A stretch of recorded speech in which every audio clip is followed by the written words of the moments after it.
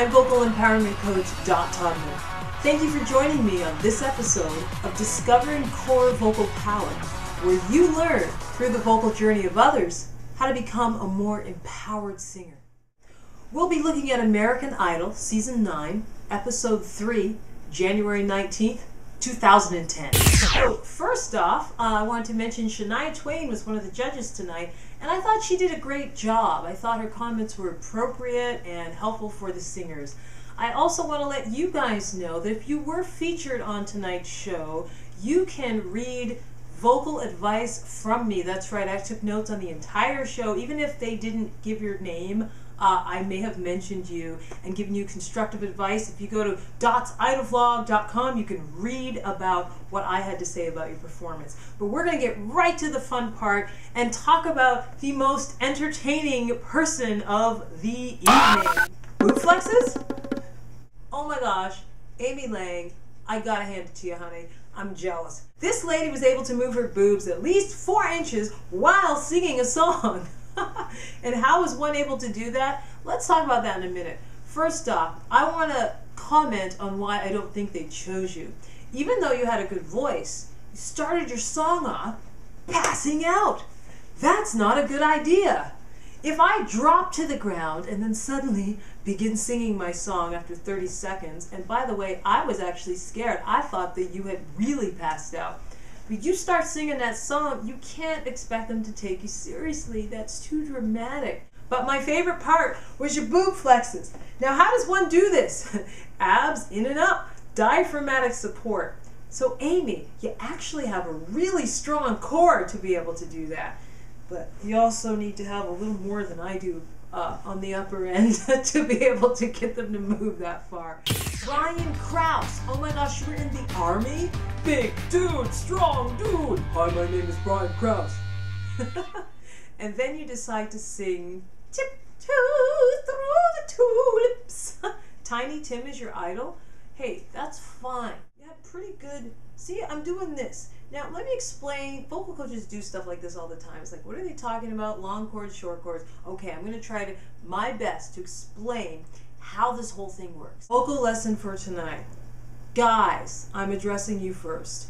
Now, you automatically have longer vocal folds than girls. Did you know that? That's why you have deeper voices, but then you can do really high stuff too. But why on earth would you want to? Why on earth would you want to sound like Mickey Mouse? When I sound like Mickey Mouse, I'm only using this much chord. But if I use a little more chord, I sound like this. And if I use a little more chord, I sound like this and then like this. You see how suddenly that went from falsetto into my speech level. And that's what we expect you to do. We want you to sing authentically from your core. You actually did a good rendition of the song. But why on earth would you choose that song for American Idol? You know they don't do stuff like that on Idol. What you want to do, Brian, is you want to sing from where you naturally speak from. Use all of your vocal folds. I can go into a lesson and kind of explain what I mean.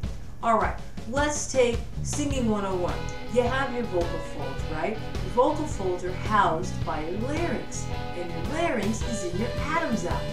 Okay? So, anyway, going right from your Adam's apple all the way to these little fleshy folds, which are basically made up of muscle. And the way that they make a sound is because air moves through them.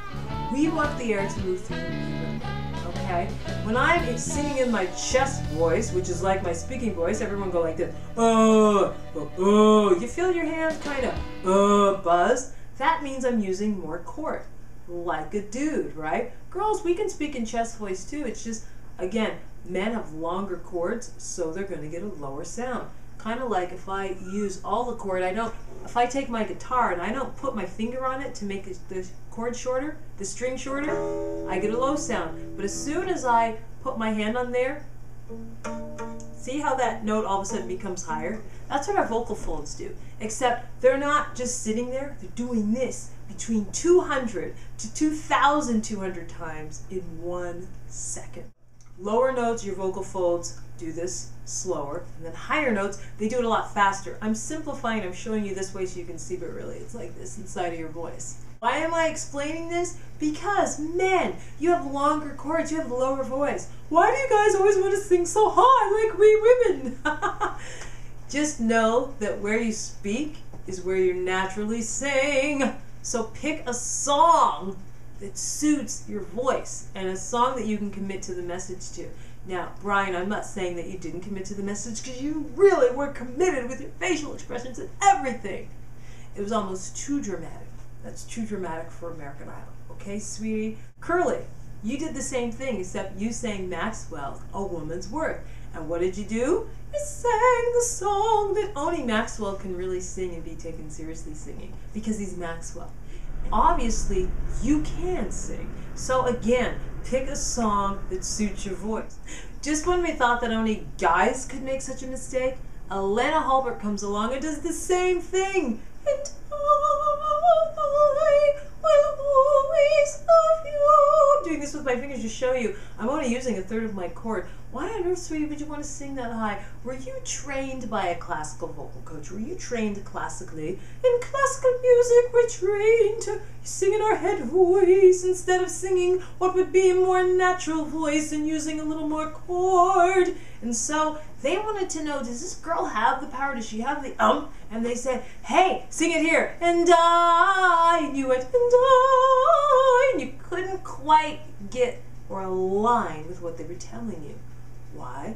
I don't know. What's your connection to that song? Check this out, Alana.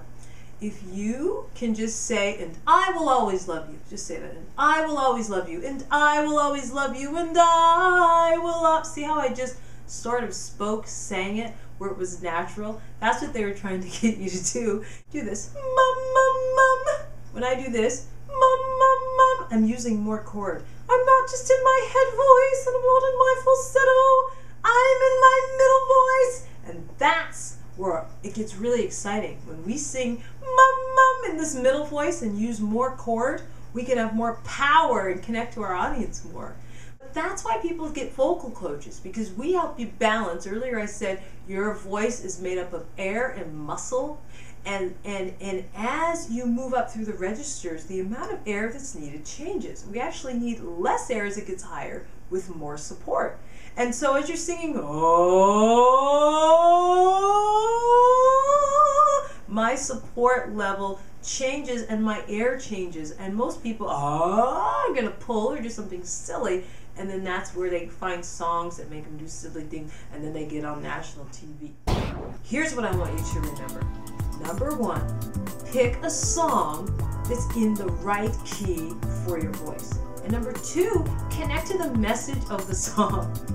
And number three, let there be balance. Don't get too dramatic. Let there be balance in your vocal folds, and let there be balance in your communication to the audience. If you would like more notes and to find out who I thought was the most soulful singer of tonight, and also who the cutest boy was, you can go to my website at dotsidolvlog.com and go ahead. It's all free now. You no longer have to log in. Just go to dotsidolvlog.com, read my notes, and get more free vocal tips. I'm Dot Todman, your vocal empowerment coach, because empowered singing is more than just hitting all the right notes, isn't it? Bye, see you next time.